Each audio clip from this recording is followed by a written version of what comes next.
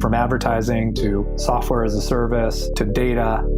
Across all of our programs and clients, we've seen a 55 to 65% open rate. Getting brands authentically integrated into content performs better than TV advertising.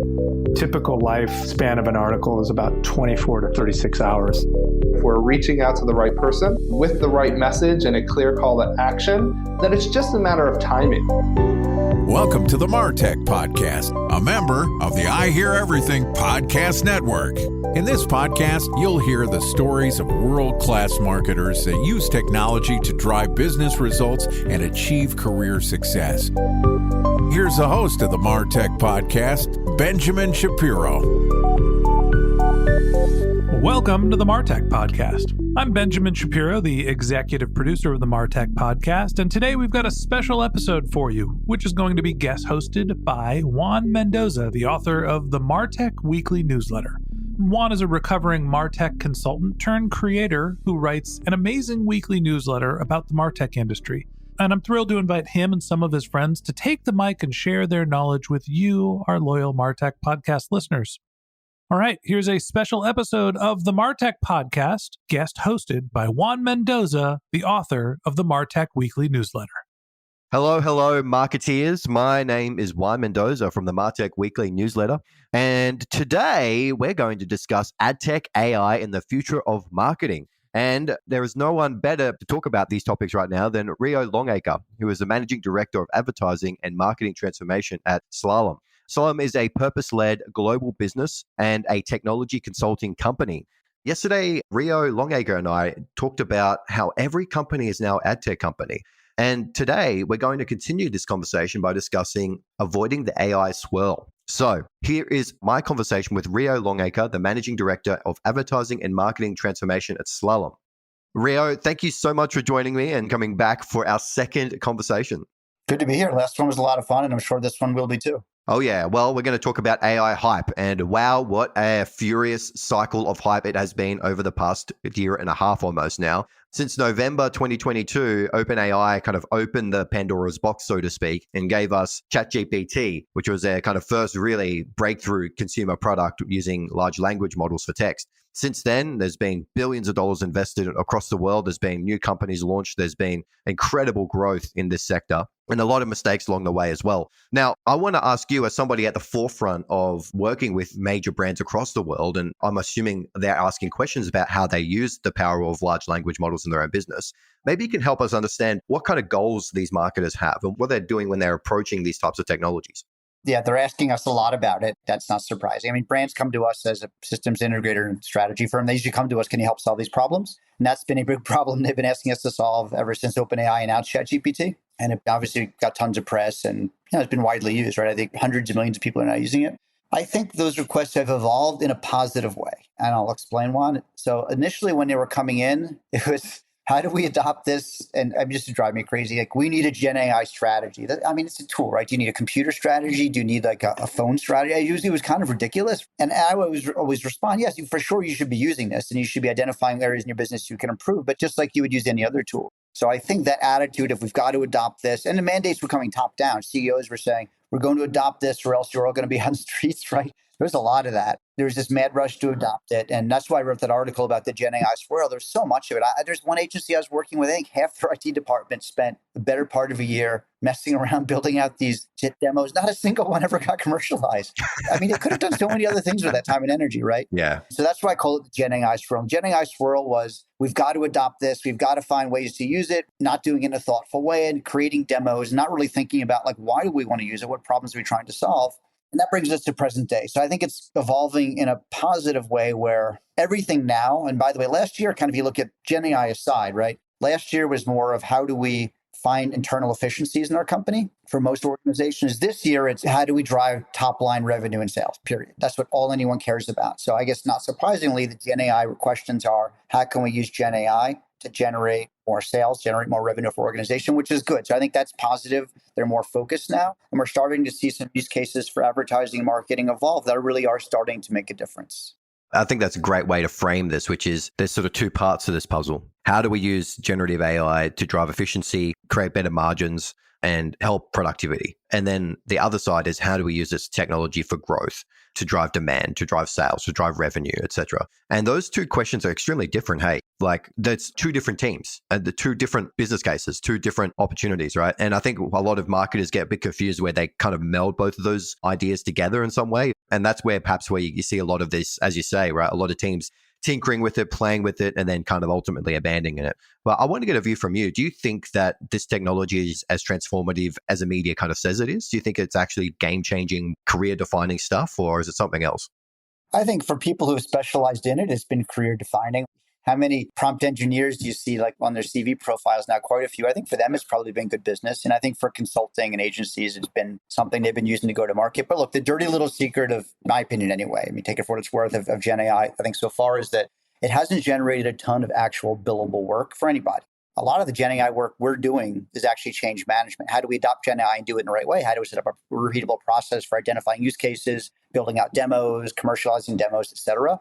I think that's a lot of the work we're doing rather than actually building out solutions. Now we're building out some of those. I think it's interesting. I'll give you a couple examples. So one, for example, we're working with a big oil and gas company. They're using Gen AI to translate a bunch of documents that are created by Global, websites, one-pager sell sheets, things like that. So sales and marketing material, they're translating into 10, 15 languages. Now they still have a human in the loop in each language reviewing the output and editing it before it's published. But it's definitely cutting down on the time and it's definitely streamlining the process for them. And if I were a translator just translating technical documents, I'd probably be worried about my job because of things like that. But they haven't let go of translators yet. They still have them and the human is in the loop kind of editing them. So we're seeing things like that I think are really cool, right? That are having a meaningful commercial impact on companies.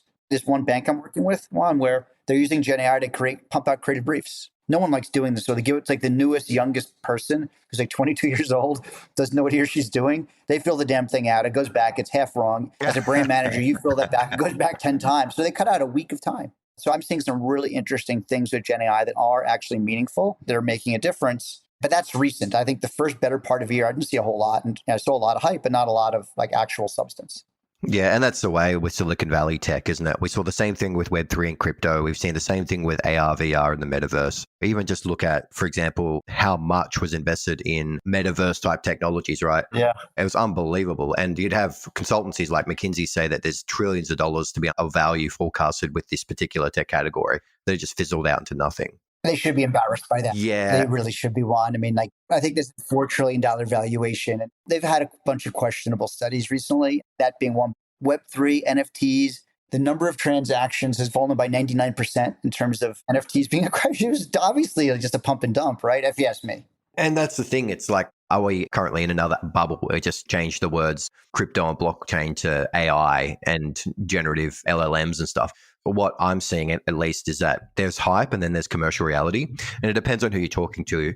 Opinions are super mixed, like there are some folks that say that, yep, it's completely changed their whole approach to work. They're automating away work that staff used to do. They're making a ton of enhancements and productivity enhancements in their business by doing so. And then you have others that say that this is just a tool. This is just a toy, basically. And finding a space in the middle there is really tough because of how broad it is. I think that what you're doing at Slalom is like trying to nail down what is the commercial opportunity here for marketers and advertisers. How does that actually play out? And being very realistic about it is probably where you're going to drive a lot of value just in navigating this trend. Marketers are going to experiment. Let's just face it. Marketers are always going to experiment with new shiny toys. It's part of their job description. They're going to have to try these things. But knowing when to invest and when to try something is very different. Tinkering around with ChatGPT or another AI tool is fine, but actually putting together a business case and investing is a totally different thing. Maybe you can help us understand that. Where have you seen a success story where marketers have gone from tinkering to business case to an actual successful implementation of a generative AI tool in their marketing practice? No, it's interesting you bring up the whole hype thing. And I think you look at Gartner hype cycle, right? I know we maybe had our issues with Gartner over the years, right? We can laugh about the Magic Quadrant a few weeks ago, right? But, they do put out some good material. I think the hype cycle is a good one. So we're probably just over the crest of the hype cycle, going to the trough of disillusionment a little bit now. I'm starting to hear some people be a little disillusioned with Gen AI, which I think is fair. After a year and a half later, like what have we created? So what is it not doing? Like I haven't seen any Gen AI creating content out in the wild that's being published without people reviewing it that hasn't created a huge black eye for the organization doing it. Not a single one. I don't know if I will anytime soon. And I think any organization that tries to use it for that is just foolish, in my opinion. But I've seen some great use cases streamline content production significantly. Should you really have to send a banner out to a creative team or an agency, wait a week to get it back and pay $1,000? Probably not. So can you have a Gen AI tool resize a banner for you? Now have a designer review it, of course. We're seeing that, and that's speeding things up. It's cutting costs. Now, that whole hysteria about all these jobs are going to be lost. Will some jobs be lost? For sure. But what we're seeing, for example, is the people being most impacted by this are not the high performers. It barely makes a difference for them. The contact center. A lot of the initial use cases are contact center, right? It's like chatbots, right? We've had ML-based chatbots for years, but Gen AI, I think, has made them significantly better, more interactive, and it's been a game changer. It's brought them up several generations immediately. So we're finding that it is eliminating many conversations. Now, will that eliminate contact center jobs? Probably, but these are like the tier one, like the lowest, easiest to solve. You probably shouldn't have people handling anyway, but like the tier two, tier three people are still handling those. There's a great case study from a Swedish financial firm. I think they said there's millions of conversations that are being handled in like first call resolution. These chatbots are handling them immediately, much quicker and more efficiently than humans actually, because these were, again, very simple things that if you had the right information available, you could handle. So I think we're seeing some really interesting things. Another anecdote from contact center, we're finding that a really inexperienced contact center person, because you can have the Gen AI, the bot, rip through all of your assets really quickly and create a C360 view of a customer very quickly and present it to the agent, we're finding they can be up to speed and be as proficient as someone who's been there several months within just a few days. So it really is an accelerator, making them more efficient. Now, will impact some jobs. But at the end of the day, I think it's getting the lower value work, and the higher value stuff still done by people, but they're armed with AI tools to make their jobs easier. So sounds like from what you've experienced that there's actually been a lot of really interesting ideas and use cases that could lead to some significant value. I think the big risk and the big challenge with this stuff is, and it's always going to be there, is how much do you trust a black box? We're so used to trusting other humans to do work and to have that accountability to create campaigns and do creative and analyze data and to come to conclusions. We trust each other people to do that work in a business, but how much do we actually trust an AI to do that? Which I think is much more of a philosophical question than a practical one. It's like, do you really want, an AI system putting content out into the wild without no human oversight? Of course not. But it's also a bottleneck for iterations. It's also a bottleneck for a speed to market as well. Having a human eye over things, it's also a cost center, especially if you want to scale things up. It's a very hard question to answer. How much do you actually trust a black box? I guess my answer to that would be, because brands ask me all the time, we want to create this content with Gen AI and we want to publish it in the wild. And I always say, if a human created this, would you want it reviewed by someone? And they ask, of course we would. Yeah, we'd have a copyright. I said, well, why would you have a machine create it and not proof it, right? Or fact check it? You need the same oversight and redundancies and fail safes for content created by machines as you do for people, in my opinion, at least now. Maybe that'll change in the future. Maybe we could have machines proofing machines, but we're not there yet. And I don't know if we will be anytime soon. So I think that's interesting. Another thing to be aware of for content, a lot of people don't realize this, is that if you're using, these large language models take a crap load of content to train. And the content has to come from somewhere. Historically, where's it been coming from? Well, they've been setting these models loose on the web. They've been ripping through the web and taking all this copyrighted content and training themselves. And people are waking up. There's the New York Times lawsuit. And now, if you want to use content to train a large language model, you have to pay for it. So I think, if you look back to our last conversation on the previous one, on that data monetization, I think a lot of organizations are sitting on data, realizing this is another way we can monetize data. We can actually use it, can lease it out to these large language models to train them. I think that's very interesting and a revenue stream that we're seeing. But you think about it, if the large language model you're training is using copyrighted material, if you're creating content on that, you could potentially be sued for copyright infringement. I think a lot of people don't realize that. So you really have to be careful of the content you're creating. That's a massive point here, is that because the technology is so new, we're still figuring out the legal framework for how to use it. And again, like enterprises, let's face it here, they're not startups. They can't break the law, or they can't risk breaking the law, even if it's not clear just yet. Agreed. So that whole legal aspect is definitely a showstopper. And that's one of the things, is that for a marketing team, yes, learning these tools, understanding how they work is important, but it's probably just as important for the legal team to learn it as well, because they're the ones approving campaigns. They're the ones that are reviewing the methodologies for things and accountable for any legal exposure business may have. And it sounds a bit boring and it sounds a bit, not that, but I think really if any business wants to make this successful, they need their legal team to understand the existing position, the existing law that applies to these tools, whether it be trademark or IP protections, or even the use of the technology and its liability when it does something for you as well. You don't just want, in a business position, they probably just want a bunch of people just using ChatGPT, loading up data from the business to use these very open, very easy to use tools. The last thing you want is that happening without any sort of governance or oversight. And it doesn't sound sexy at all, but it is a reality of business, is that the legal exposure is a massive problem. And the AI companies are facing it now with several class action lawsuits and the New York Times suit, as you mentioned, Rio. But also brands have just as much liability there as well. 100%. And one thing to consider too is in the US, at least any content created by Gen AI cannot be copyrighted. So not only are you liable for violating any copyright infringements if you train on the wrong content, but anything you create, you can't then go to and say, hey, we want to have a copyright on this content. So it is interesting. You could do that with something an artist creates, right? Or if you hire a designer, they could do that, but not with Gen AI currently. And I think that is settled as of now in the US, unless there's new legislation, obviously, that I think is interesting. And another thing on compliance too is like some of the companies that offer like image generators now are starting to offer indemnification as part of their package. That's something anyone who's looking into it should probably consider.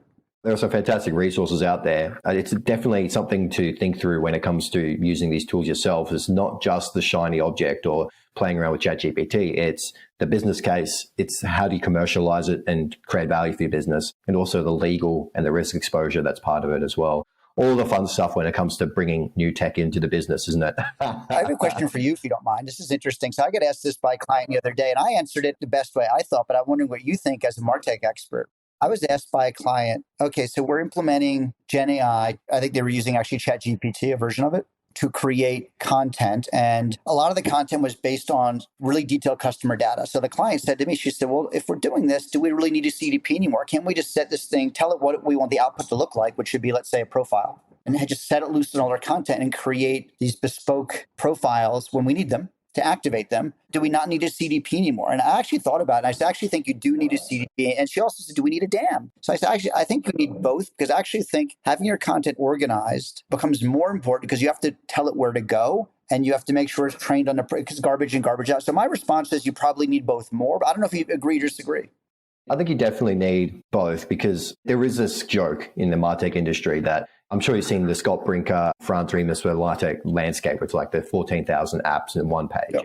Early last year, Scott Brinker and I were kind of joking around. It's like, oh, you can just kind of slap a OpenAI logo over all of that. It's all just AI. It's basically everything's prompt based. It's like, okay, you can use an AI and it basically runs your entire data or operations practice, including content. And then you can just ask it to do things for you and it'll just do it.